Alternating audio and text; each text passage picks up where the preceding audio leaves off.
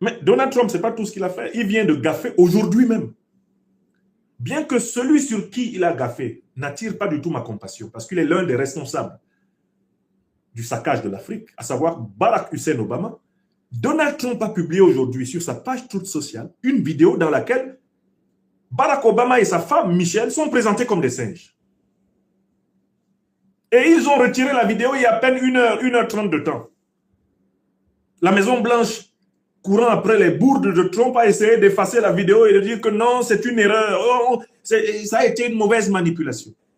Alors que la vidéo est l'expression du mépris racial, du mépris raciste que Donald Trump a pour les Africains. Qui a oublié la scène? Qui a oublié la scène du bureau ovale de la Maison-Blanche où il prend des présidents africains et il les met derrière lui, comme moi, enseignant. Quand je fais mes photos de fin d'année avec mes élèves, je les mets. Est-ce qu'un président doit traiter les autres présidents comme ses élèves? Qui a oublié la scène où il demande au président Boakai du Libéria, oh, you speak a wonderful English. Where do you learn speaking English? Tu parles un très bel anglais. Tu as appris à parler anglais où? Vous vous rendez compte? Est-ce que vous vous rendez compte du niveau de mépris qu'ils ont pour les Africains? Demandez à un président libérien où est-ce qu'il a appris à parler l'anglais. Le Libéria qui a été fondé avec les anciens esclaves noirs venus des États-Unis. Le Libéria qui est l'un des pays les plus anglophones d'Afrique. Safroulaye. Et lui demande où il a appris à parler anglais. Parce que pour Donald Trump, c'est exceptionnel. C'est exceptionnel qu'un noir parle bien anglais. Et il mérite d'être félicité. Oh, wonderful. You are so good. Ah, you are a nice person. Oh, this is very absolutely not ordinary at all. C'est Donald Trump. Bon, écoutez, quelqu'un qui nous considère, là, il a publié sur sa page, il nous considère un peu comme des singes. Puisque moi, je n'aime pas du tout Obama. Hein. Je suis déçu par Obama parce que je considère qu'il a trahi l'Afrique. Il devait quelque chose à l'Afrique. En tant que descendant d'Africains, il devait quelque chose quand même à l'Afrique, Obama. Il a trahi l'Afrique. Il a participé au grand complot de l'Occident impérialiste contre l'Afrique, Obama. Je n'ai aucune excuse à accepter pour Obama. D'autant plus qu'il n'a même jamais reconnu. Il dit que sa seule erreur, c'est de n'avoir pas assuré le service après-vente, après avoir tué Kadhafi. On vient de tuer le fils de Kadhafi. Obama, Clinton, ils doivent être très contents. On a tué maintenant Saïf al-Islam Kadhafi. N'est-ce pas? Le Sahel a été saccagé. Des millions de personnes ont eu une mort brutale par la faute d'Obama, de Sarkozy, de Cameron. Ces gens-là, il faut que des procès pour crimes contre l'humanité les frappent. Sinon, l'Afrique ne se relèvera jamais.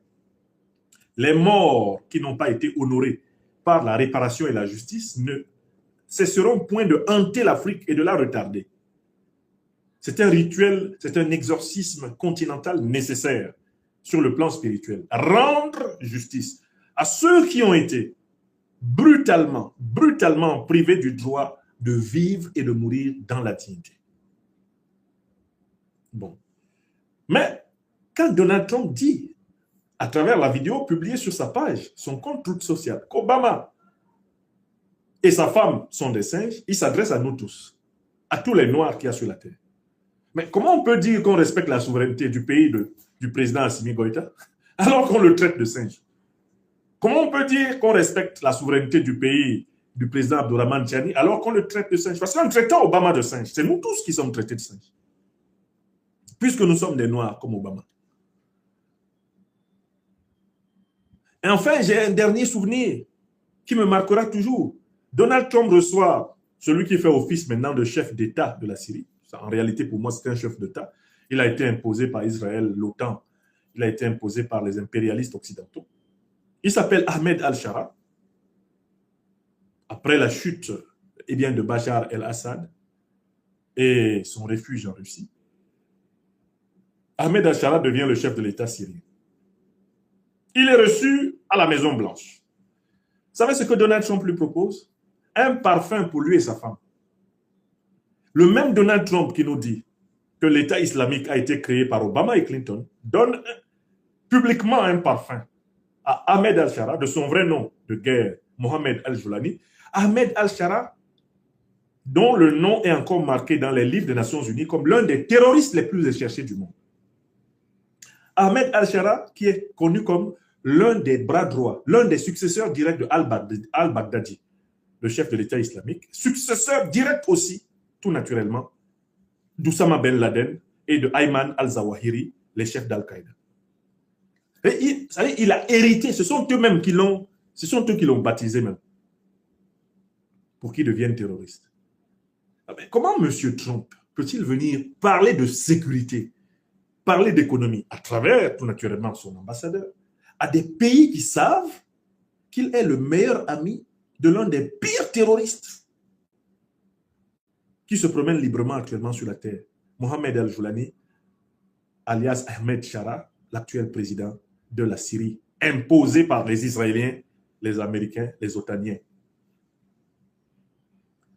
Donc, mes chers amis, pour celui qui suit pas à pas l'actualité politique et le déplacement des plaques tectoniques de la géopolitique et de la géostratégie, il est impossible de présenter le président Donald Trump et son gouvernement et même sa diplomatie comme étant obnubilés par le respect de la souveraineté.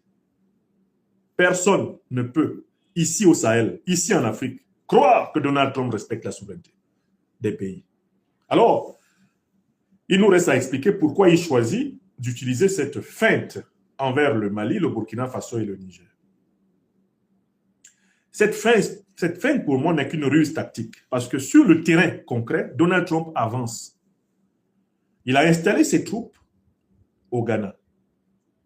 Et le Ghana, qui prétend désormais être dirigé par un panafricaniste, a des comptes à rendre aux Africains sur ce positionnement et ce laxisme envers l'armée américaine, dont on sait pourtant qu'elle est l'armée d'une puissance qui a créé les groupes terroristes, qui les a financés, qui les arme et qui les renseigne. Donc, sur le plan concret, Donald Trump, l'OTAN, encercle réellement l'AES. L'OTAN est militairement placée au Sénégal. Elle est militairement placée en Mauritanie. Elle est militairement placée au Maroc. Elle est militairement placée en Algérie, l'OTAN. L'OTAN est placée en Libye. L'OTAN est placée au Nigeria. L'OTAN est placée au Cameroun. Oui, l'OTAN est placée au Gabon. L'OTAN est placée, je parle là du cercle autour de l'AES, au Nigeria. L'OTAN est placée au Bénin. L'OTAN conserve une présence au Togo. L'OTAN est alors tranquillement chez elle au Ghana. L'OTAN est alors en villégiature en Côte d'Ivoire. Ses officiers siègent même dans l'état-major de l'armée ivoirienne.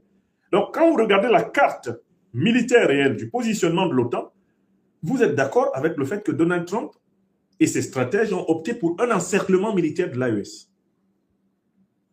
Et pourquoi est-ce qu'ils le font? Mais parce que celui qui était le sous-gendarme occidental de la zone n'en a plus la capacité, à savoir la France.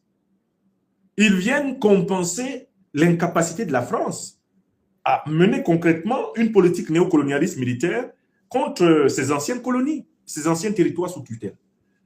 Donc, concrètement, l'Alliance des États du Sahel est militairement encerclée par l'OTAN. L'OTAN continue d'espionner l'Alliance des États du Sahel. L'OTAN utilise ses satellites, les États-Unis utilisent leurs satellites pour voir tout ce qui se passe au Sahel. Ils regardent tout ce qui se passe au Mali, tout ce qui se passe au Burkina, tout ce qui se passe au Niger. Ils ont l'œil dans nos affaires tous les jours.